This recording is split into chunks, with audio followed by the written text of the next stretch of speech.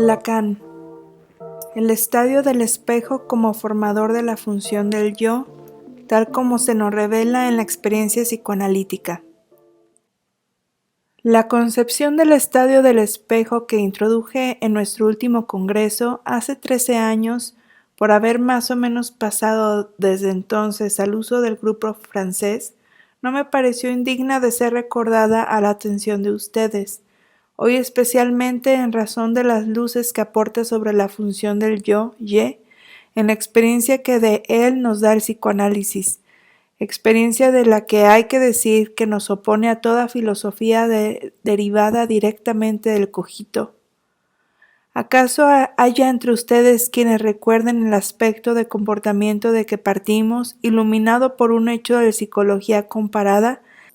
La cría de hombre, a una edad en que se encuentra por poco tiempo, pero todavía un tiempo, superado en inteligencia instrumental por el chimpancé, reconoce ya sin embargo su imagen en el espejo como tal,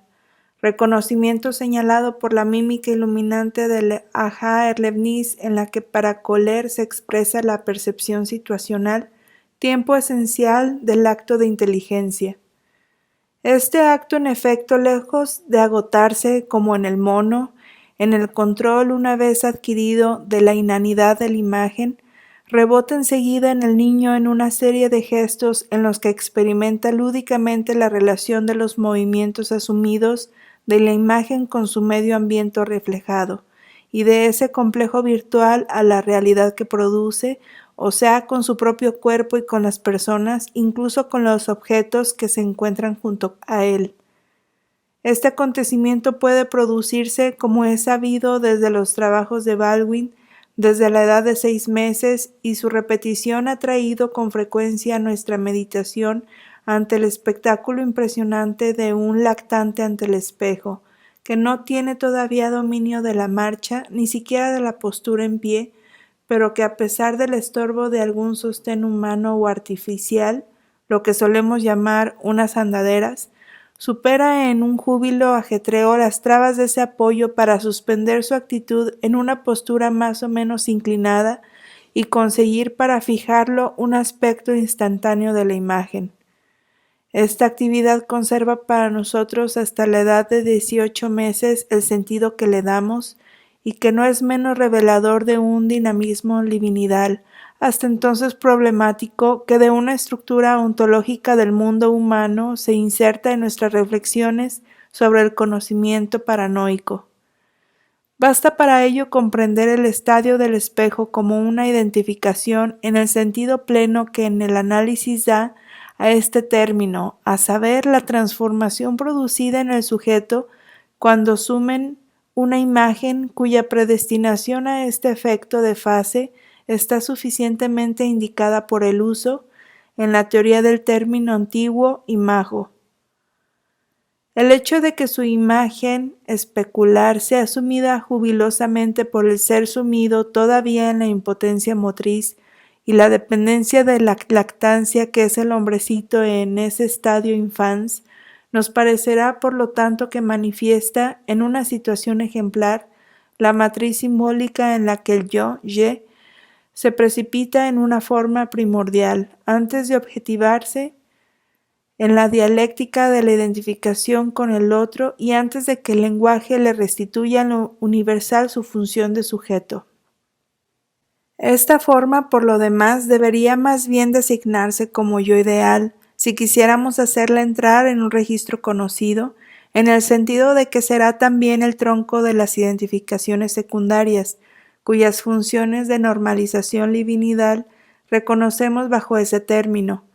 Pero el punto importante es que esta forma sitúa la instancia del yo, aún desde antes de su determinación social, en una línea de ficción irreductible para siempre por el individuo solo, o más bien que solo asintóticamente tocará el devenir del sujeto, cualquiera que sea el éxito de las síntesis dialécticas por medio de las cuales tiene que resolver en cuanto yo,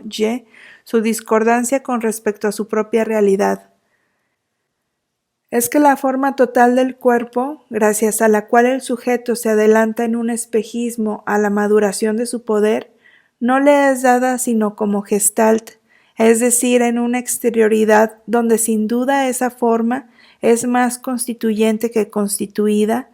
pero donde sobre todo le aparece en un relieve de estatura que la coagula y bajo una simetría que la invierte, en oposición a la turbulencia de movimientos con que se experimenta a sí mismo animándola. Así esta gestalt, cuya pregnancia debe considerarse como ligada a la especie, aunque su estilo motor sea todavía confundible, por esos dos aspectos de su aparición simboliza la permanencia mental del yo-ye, al mismo tiempo que prefigura su destinación enajenadora. Está preñada todavía de las correspondencias que unen el yo-ye a la estatua en que el hombre se proyecta como a los fantasmas que le dominan, el autómata, en fin, en el cual, en una relación ambigua, tiende a redondearse el mundo de su fabricación. Para las imagos, en efecto, respecto de las cuales es nuestro privilegio el ver perfilarse, es nuestra experiencia cotidiana y en la penumbra de la eficacia simbólica, sus rostros velados, la imagen especular parece ser el umbral del mundo visible. Si hemos de dar crédito a la disposición en espejo que presenta en la alucinación y en el sueño la imago del cuerpo propio, ya se trate de sus rasgos individuales, incluso de sus mutilaciones o de sus proyecciones objetales, o si nos fijamos en el papel del aparato del espejo en las apariciones del doble, en que se manifiestan realidades psíquicas por lo demás heterogéneas. Que una gestalt sea capaz de efectos formativos sobre el organismo es cosa que puede atestiguarse por una experimentación biológica, a su vez tan ajena a la idea de causalidad psíquica que no puede resolverse a formularla como tal. No por eso deja de reconocer que la maduración de la gónada en la paloma tiene por condición necesaria la vista de un congénere, sin que importe su sexo, y tan suficiente que su efecto se obtiene poniendo solamente al alcance del individuo el campo de reflexión de un espejo.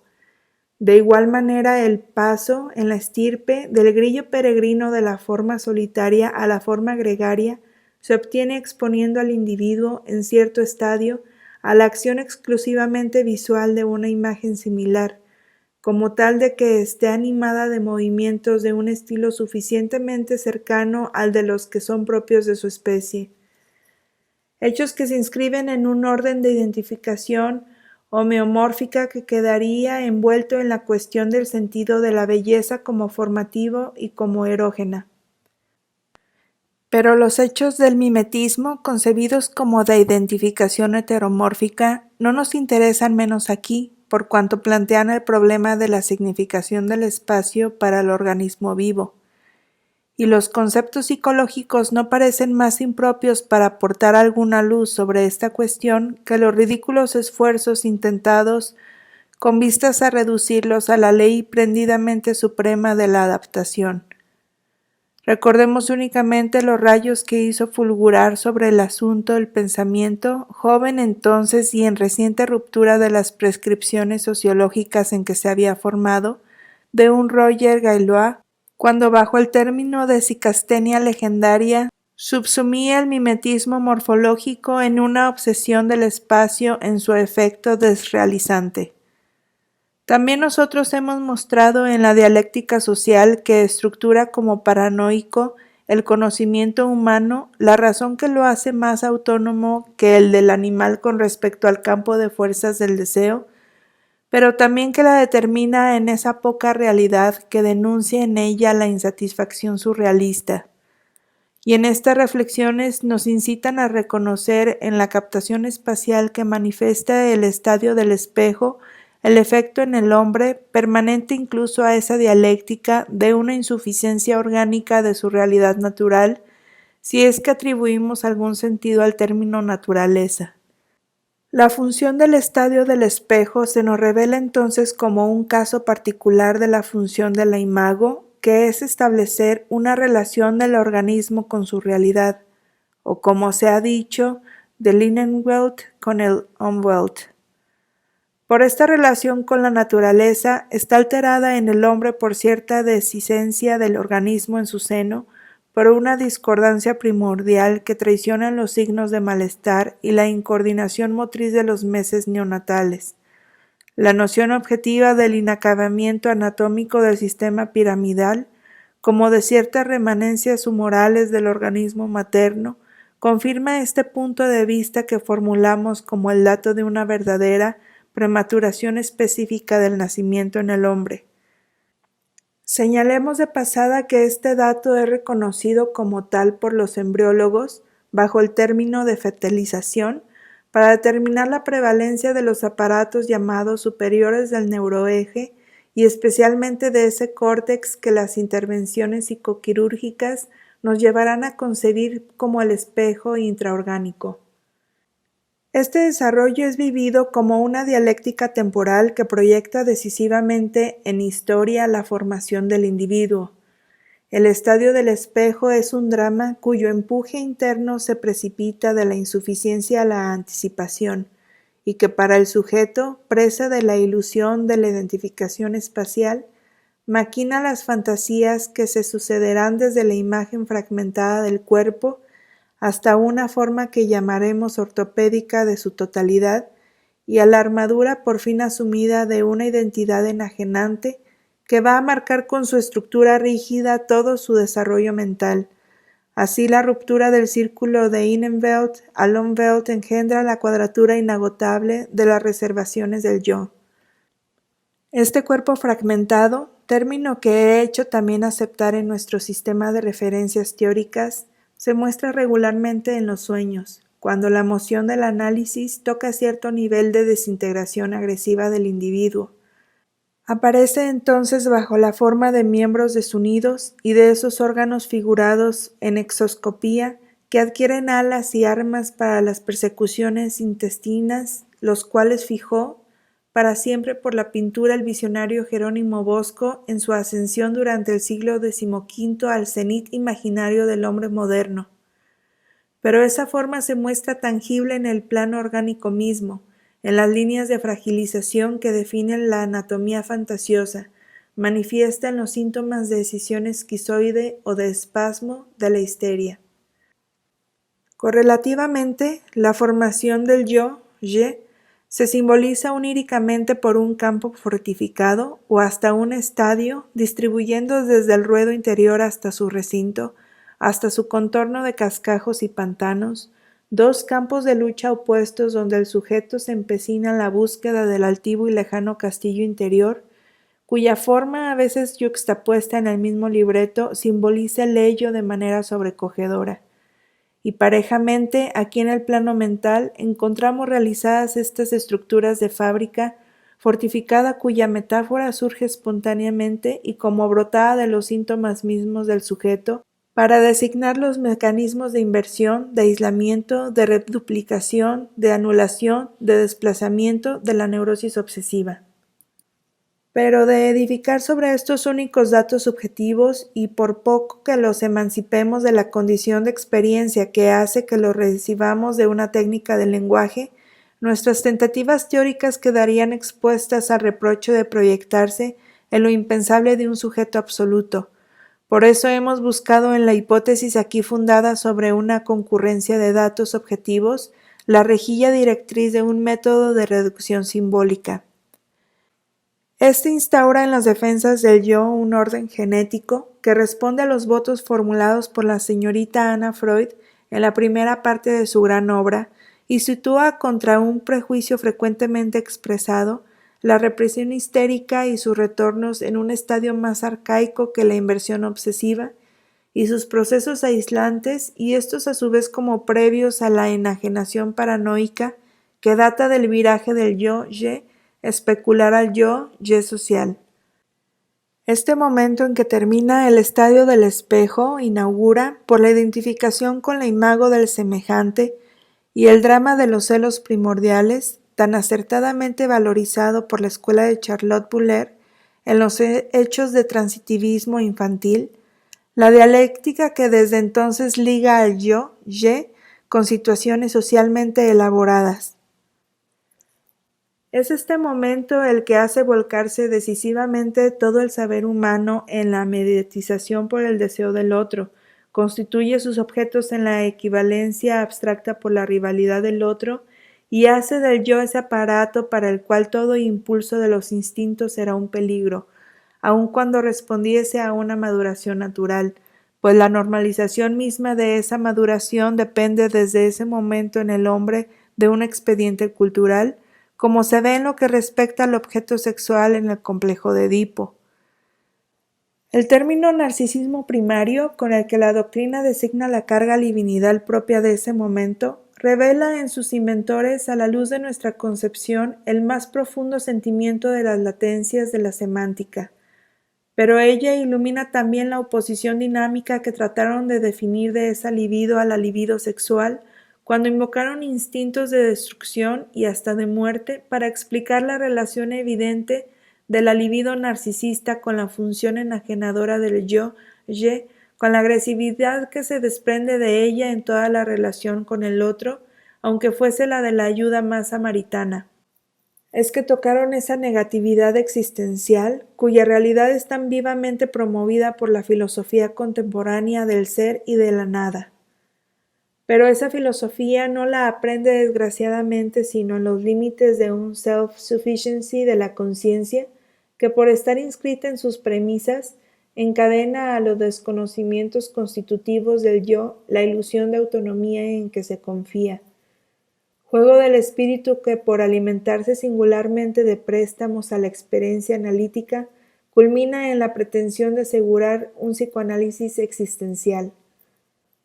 Al término de la empresa histórica de una sociedad por no reconocerse ya otra función sino utilitaria, y en la angustia del individuo ante la forma concentracionaria del lazo social, cuyo surgimiento parece recompensar ese esfuerzo, el existencialismo se juzga por las justificaciones que da de los callejones sin salidas objetivos que efectivamente resultan de ello,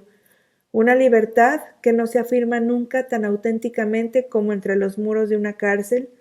una exigencia de compromiso en la que se expresa la impotencia de la pura conciencia para superar ninguna situación, una idealización voyerista sádica de la relación sexual, una personalidad que no se realiza sino en el suicidio, una conciencia del otro que no se satisface sino por el asesinato hegeliano.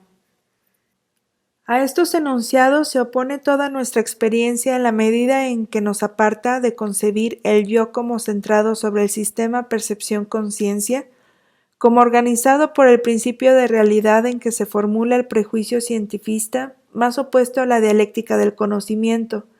para indicarnos que partamos de la función de desconocimiento que lo caracteriza en todas las estructuras tan fuertemente articuladas por la señorita Anna Freud. Pues si la Wahrnehmung representa su forma patente, latentes en su mayor parte quedarán sus efectos, mientras no sean iluminados por alguna luz reflejada en el plano de fatalidad, donde se manifiesta el ello. Así se comprende esa inercia propia de las formaciones del yo, en las que puede verse la definición más extensiva de la neurosis, del mismo modo que la captación del sujeto por la situación da la fórmula más general de locura, de la que yace entre los muros de los manicomios como de la que ensordece la tierra con su sonido y su furia. Los sufrimientos de la neurosis y de la psicosis son para nosotros la escuela de las pasiones del alma, del mismo modo que el fiel de la balanza psicoanalítica cuando calculamos la inclinación de la amenaza sobre comunidades enteras, nos da el índice de amortización de las pasiones de las chivitas. En ese punto de juntura de la naturaleza con la cultura que la antropología de nuestros días escruta obstinadamente, solo el psicoanálisis reconoce ese nudo de servidumbre imaginaria que el amor debe siempre volver a deshacer o cortar de tajo. Para tal obra, el sentimiento altruista es sin promesas para nosotros que sacamos a la luz la agresividad que subtiende la acción del filántropo, del idealista, del pedagogo, incluso del reformador. En el recurso que nosotros preservamos del sujeto al sujeto, el psicoanálisis puede acompañar al paciente hasta el límite extático del tú eres eso, donde se le revela la cifra de su destino mortal, pero no está en nuestro solo poder de practicantes el conducirlo hasta ese momento en que empieza el verdadero viaje. Continúa escuchando el siguiente capítulo.